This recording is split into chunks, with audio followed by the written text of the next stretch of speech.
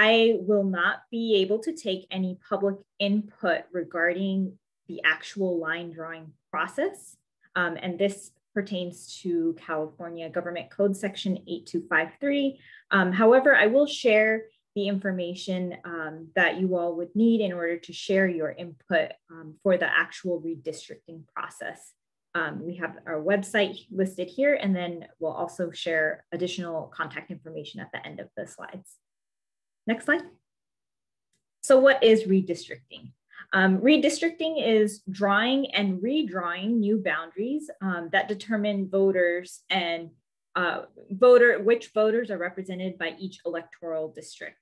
And we will jump into specifically the tasks of the California Redistricting Commission and which districts we are charged with redrawing.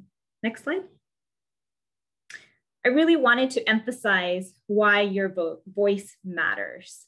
Redistricting historically has been used at times to exclude communities from political power.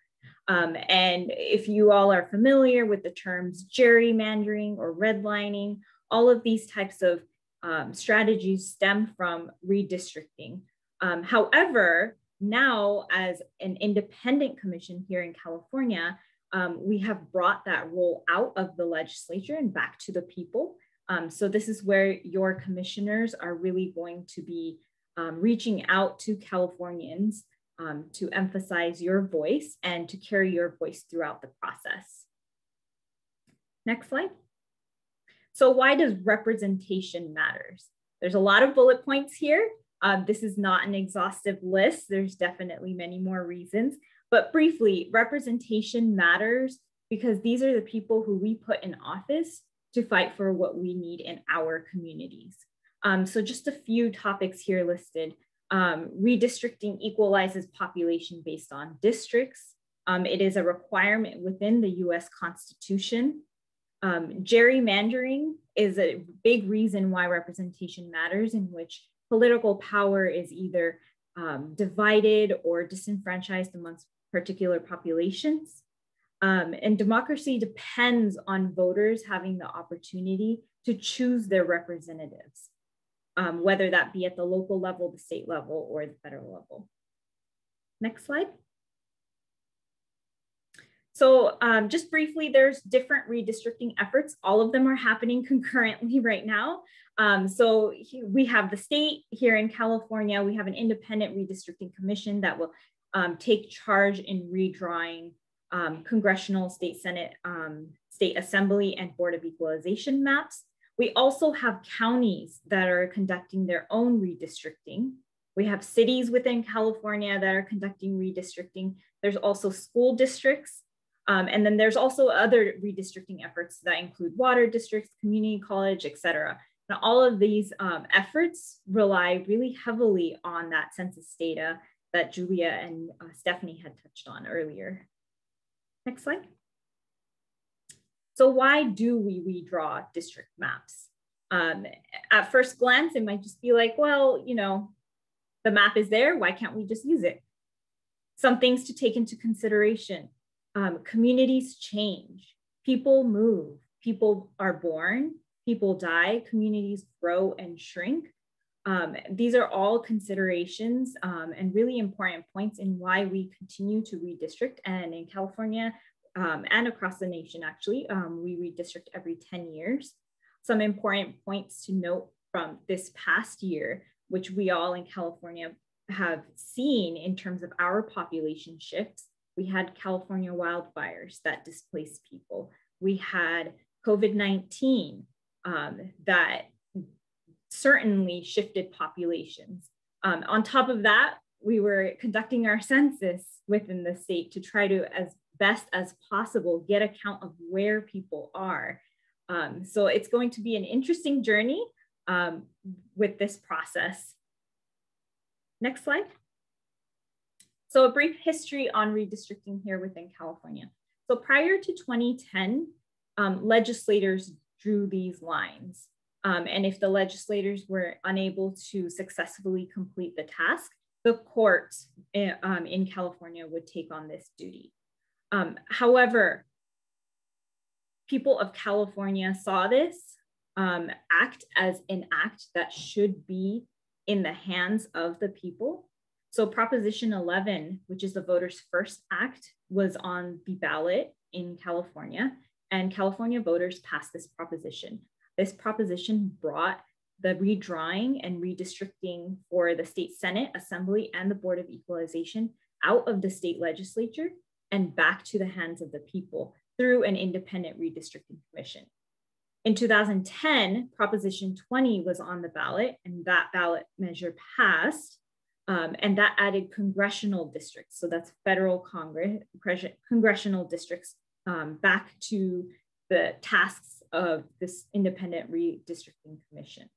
So in 2010, it was the first time that we had an independent redistricting commission. They successfully completed their task, and we are currently, right now, the maps reflected in California are those maps that were drawn by that 2010 Citizens Redistricting Commission. And now we have seated the 2020 Citizens Redistricting Commission. And in the next slide, I'll go over that process of how that happened. It's also important to recognize that this is a movement not only in California, but across the country. There's other states who are also moving forward with the redistricting process through an independent commission. So we have a couple of the states listed here. Michigan is actually in their first redistricting process through an independent commission this year. Next slide. So just briefly, the commissioner selection process. So the commissioner's application pool was about 20,000 plus applicants. And this application period opened in the summer of 2019. Once this initial applicant pool was reviewed for conflict of interest and a variety of other criterion, a selected number were invited to participate in a supplemental application process. In this process, we had to submit letters of recommendation, answer essay questions, fill out conflict of interest forms. Through that process, the California State Auditor's Office put together an applicant review panel. This review panel consisted of one Democrat, one Republican, and one no party affiliate. This applicant review panel reviewed and screened all of the applications, so that approximate 2,000, and narrowed down that list to 120 applicants. They did this through an interview process and eventually narrowed that list down to 60 applicants. These 60 applicants were then sent to the legislature, and this is something that is written in the Voters First Act. The legislators have the authority to strike up to 12 strikes per party within the act. So once those names were striked, a final list of about 35 applicants were considered the final eligible qualified applicants. From there, there was a lottery system. So there was a bingo ball, and 8 names were drawn to make up the first 8 commissioners. From there, the 8 seated commissioners deliberated to select the final 6 commissioners. So the full process was from the summer of 2019, and the full commission was seated in August 2020. It was quite a long process, but I am glad that we have such a stringent process in place, and everything is public. So the interviews were public, our applications are public, letters of recommendations, public comments about certain applicants, everything was publicly available and is still currently publicly available. So who are we? These are the 14 names of the 14 commissioners who represent Californians. We hail from all across the state.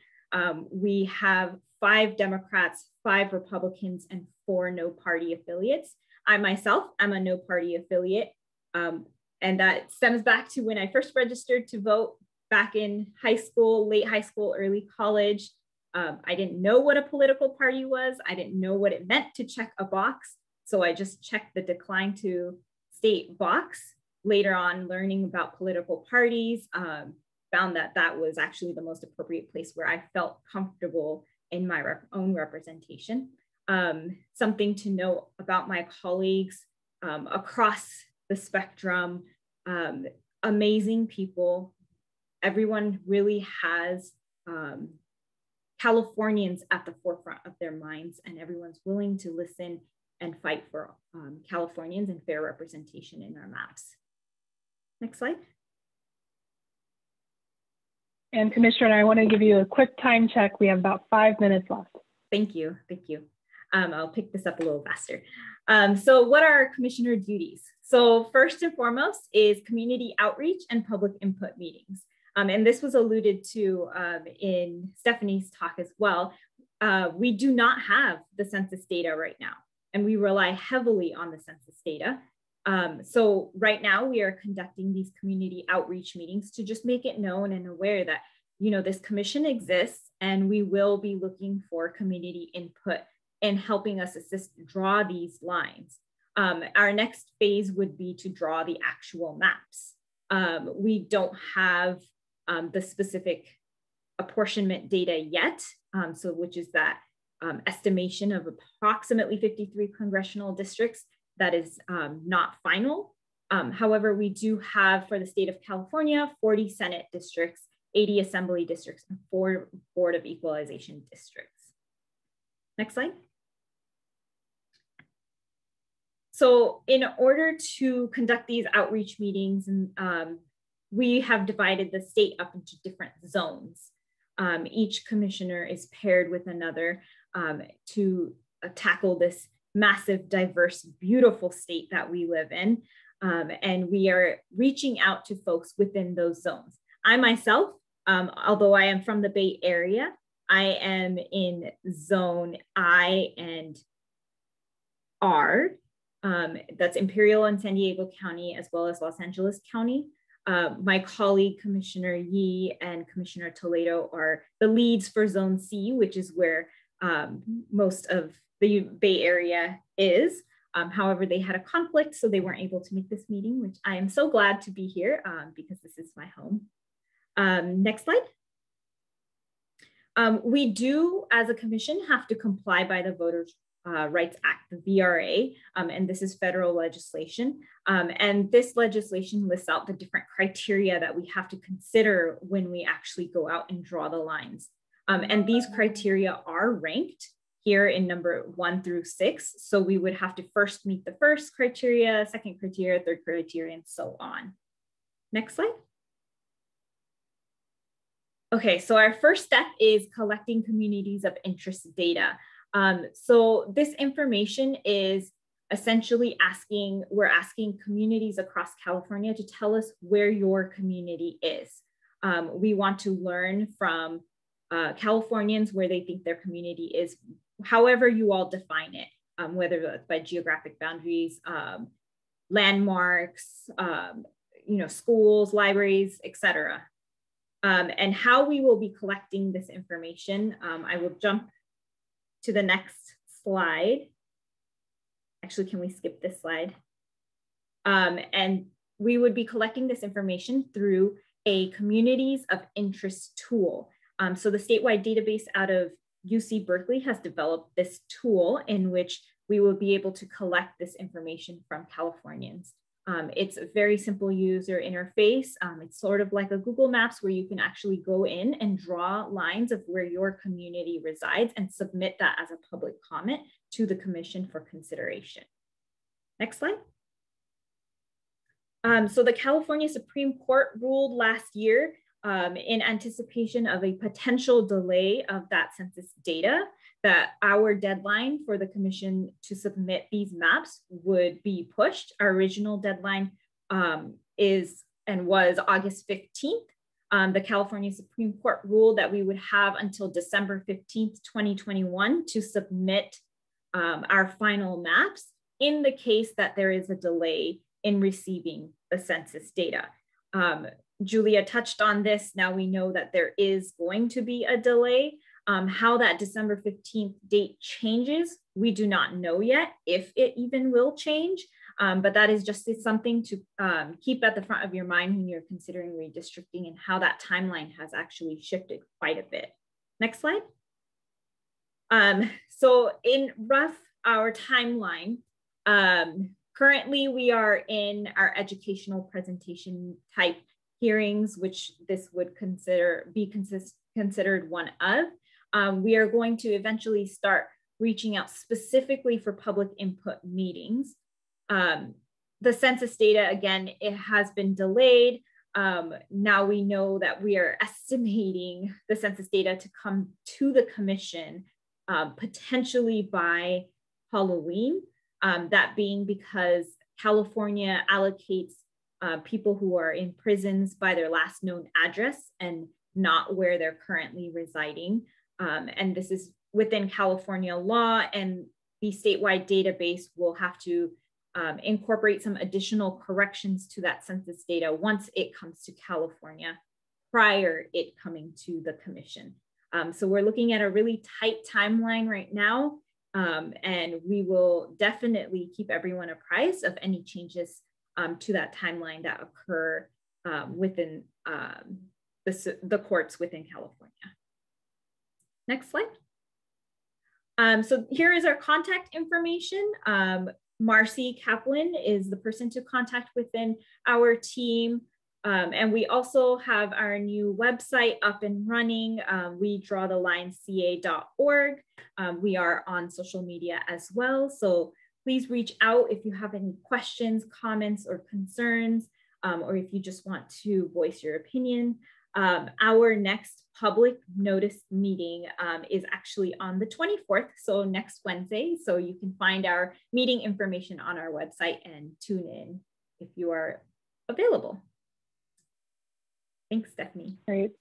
Thank you so much, Commissioner. And I just want to echo what you say, everyone, just go to redrawthelinescalifornia.com. That is the bottom line of all of this. We'll try and keep you updated where we can. And that kind of leads me to this last part of our discussion. So clearly there's still a lot happening, right? And there's a lot of